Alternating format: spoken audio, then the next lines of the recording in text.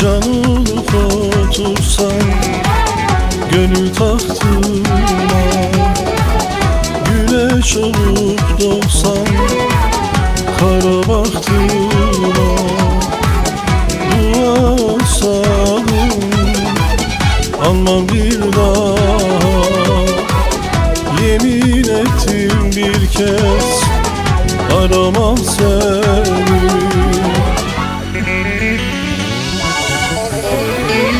Bulansa benim her türlü derde, derdimin dermanı olsa da sende, şifaliye gelsen son nefesimde. Yemin olsun cane cane aramam seni. Yemin ettim bir kez aramam seni. Aramam seni. Aramam seni. Yemin ettim zalim zalim aramam seni. Aşkım ile ölsem, çöllere düşsem, Derdimden sürünsem aramam seni.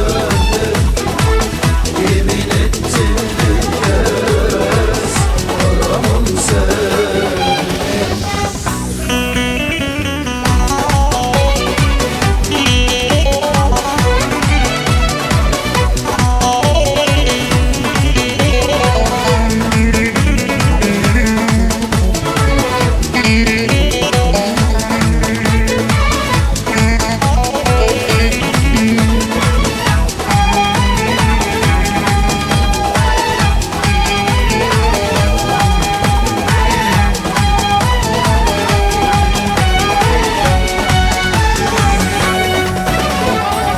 varsın ömrüm geçsin, yaslama tenle.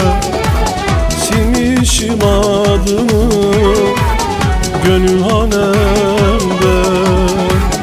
Yalnızlıktan ölsem ben bu alemde. Yeminim var zalim aramam seni.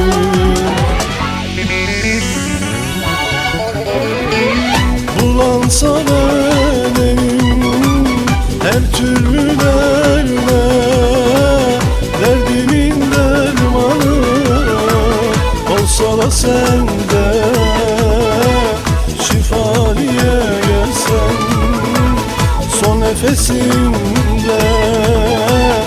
Yemin olsun